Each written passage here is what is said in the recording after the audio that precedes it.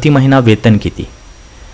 जसे की तुमचे ग्रामपंचायतचा सदस्य असो, सरपंच असो, उपसरपंच असो, पंचायत समिती सदस्य असो, जिल्हा परिषद सदस्य असो, नगरसेवक असो, नगराध्यक्ष असो, आमदार असो, खासदार असो, राष्ट्रपती, सर्वांचे महिना पेमेंट किती आहे याविषयी आपण या व्हिडिओमध्ये आपण पाहणार आहोत. गल्ली ते दिल्लीपर्यंतच्या सर्व लोकप्रतिनिधीची महिना वेतन किती आहे याची पूर्ण माहिती या व्हिडिओमध्ये आपण घेणार आहोत. तर हा व्हिडिओ शेवटपर्यंत पाहत राहा मित्रांनो. तर आता मित्रांनो, सर्वप्रथम पाहूया पहिला नंबर, ग्रामपंचायत सदस्य. ग्रामपंचायत सदस्य यांना मासिक वेतन नाही, परंतु मासिक बैठकीसाठी त्यांना प्रति महिना 200 रुपये सरकारकडून दिले जातात मित्रांनो. ग्रामपंचायत सदस्यांना हे बैठकीत उपस्थित राहिल्यावरच त्यांना 200 रुपये प्रति महिना दिले जातात मित्रांनो. तर अशा प्रकारे यांना वेतन दिले जातं. त्याच्यानंतर सरपंच आणि उपसरपंच. ग्रामपंचायतीची लोकसंख्या निहाय वर्गवारी विचारात घेऊन सरपंचांना आणि उपसरपंचांना खालीलप्रमाणे दरमहा मानधन देण्यात येतं. आता हे जे मानधन आहे 31 जुलै 2019च्या लेटेस्ट GR नुसार मी घेतलेलं आहे. याच्यामध्ये जर एखाद्या ग्रामपंचायतची लोकसंख्या 0 ते 2000 पर्यंतची लोकसंख्याची ग्रामपंचायत असेल तर सरपंचाला 3000 आणि उपसरपंचाला 1000 एवढं मानधन दिलं जातं. तसंच 2001 ते 8000 पर्यंत जर लोकसंख्या त्या ग्रामपंचायतची असेल तर सरपंचाला 4000 आणि उपसरपंचाला 1500 प्रति महिना हे वेतन दिले जाते सरकारकडून.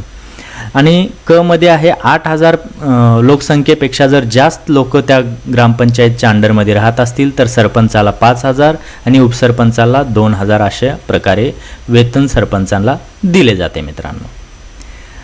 त्याच्यानंतर पंचायत समिती सदस्य. पंचायत समिती सदस्यांना प्रति महिना 10,000 रुपये एवढे वेतन दिले जाते मित्रांनो. तर पंचायत समितीमध्ये काम करत असताना त्यांना प्रति महिना 10,000 रुपये एवढे वेतन मिळते. त्याच्यानंतर जिल्हा परिषद सदस्य. जिल्हा परिषद सदस्यांना प्रति महिना 20,000 रुपये एवढे वेतन मिळते. त्याच्यानंतर नगरसेवक. आता नगरसेवकामध्ये भाग आहेत. अ+ वर्ग महापालिका जर असेल तर त्यांना प्रति महिना 25,000 रुपये एवढे वेतन मिळते. अ वर्ग पालिका असेल तर नगरसेवकांना प्रति महिना 20,000 रुपये एवढे वेतन मिळते. ब वर्ग पालिका असेल तर नगरसेवकांना प्रति महिना 15,000 रुपये एवढे वेतन मिळते. आणि क व ड वर्गच्या जर पालिका असतील तर त्या नगरसेवकांना प्रति महिना 10,000 रुपये एवढे वेतन मिळते. आता अ+अ ब हे कसं आहे? अ+ म्हणजे ज्या महानगरपालिकेचं उत्पादन सर्वात जास्ती आहे अशी वर्गवारी गव्हर्नमेंटने केलेली आहे. त्या वर्गवारीनुसार त्या नगरसेवकांना वेतन हे दिले जाते. कमीत कमी 10,000, जास्तीत जास्त 25,000. तर मित्रांनो, नगरसेवक झाल्याच्या नंतर पुढची स्टेप आहे आपला आमदार, MLA यांना प्रति महिना किती वेतन मिळते. आता महाराष्ट्राचं आपण विचार करणार आहोत आणि त्याचनुसार आपण हे डेटा बनवलेला आहे. महाराष्ट्रातील आमदारांना वेतन हे 1.5 लाख रुपये असतं. आमदार 5 वर्षाचा टर्म संपल्यानंतर आमदारांना पेन्शन म्हणून 50,000 रुपये मरेपर्यंत असतात. याशिवाय प्रत्येक टर्मला म्हणजे प्रत्येक 5 वर्षानंतर 50,000चे 60,000, 70,000, 80,000 असं 10,000 प्रत्येक टर्मला प्रत्येक 5 वर्षानंतर ही वाढ होणार. आमदाराच्या PAचा पगार 25,000 रुपये असणार आहे. 10,000 रुपये पगार देऊन टेलिफोन ऑपरेटर ठेवण्याची ही मुभा आहे. हेही पैसा गव्हर्नमेंट देणार आहे. आणि त्याचबरोबर सरकारमध्ये मंत्रिपदाचा शपथ घेतलेल्या मंत्र्यांना 1 लाख ते 1,80,000 ते 2 लाखापर्यंतच्या घरात एवढा वेतन हे सरकारकडून दिले जाते मित्रांनो. त्याच्यानंतर आमदारानंतर मुख्यमंत्री यांना 2 लाख रुपये एवढे वेतन दिले जाते. याच्या व्यतिरिक्त त्यांना राहण्यासाठी घर, त्याच्यानंतर बऱ्याचशा अशा Z+ सुरक्षा अशा बऱ्याचशा सुविधा ह्या गव्हर्नमेंटकडून दिल्या जातात आणि त्यांच्या हातात ॲथॉरिटीही असते. त्याच्यामुळे त्यांना 2 लाख एवढे वेतन देण्यात येतं मित्रांनो. त्याच्यानंतर खासदार. आता लोकसभेचे खासदार यांना महिना 1,90,000 एवढे वेतन देण्यात येते.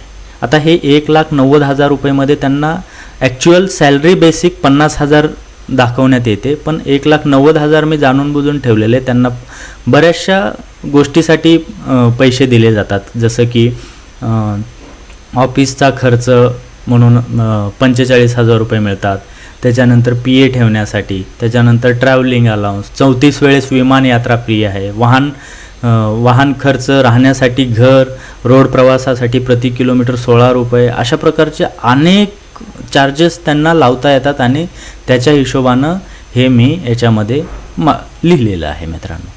खासदार झाल्याच्या नंतर पंतप्रधान, आपल्या देशाचे लाडके पंतप्रधान माननीय पंतप्रधान नरेंद्र मोदी यांना किती वेतन भेटत असेल हे सर्वांना उत्सुकता असते. तर मित्रांनो 1,60,000 एवढे वेतन पंतप्रधान नरेंद्र मोदी यांना भेटते मित्रांनो. याच्या व्यतिरिक्त आता पुढे जर आपण बघितलं तर राष्ट्रपतींना 5 लाख पगार भेटतो आणि पंतप्रधानाला 1,60,000 मिळतो.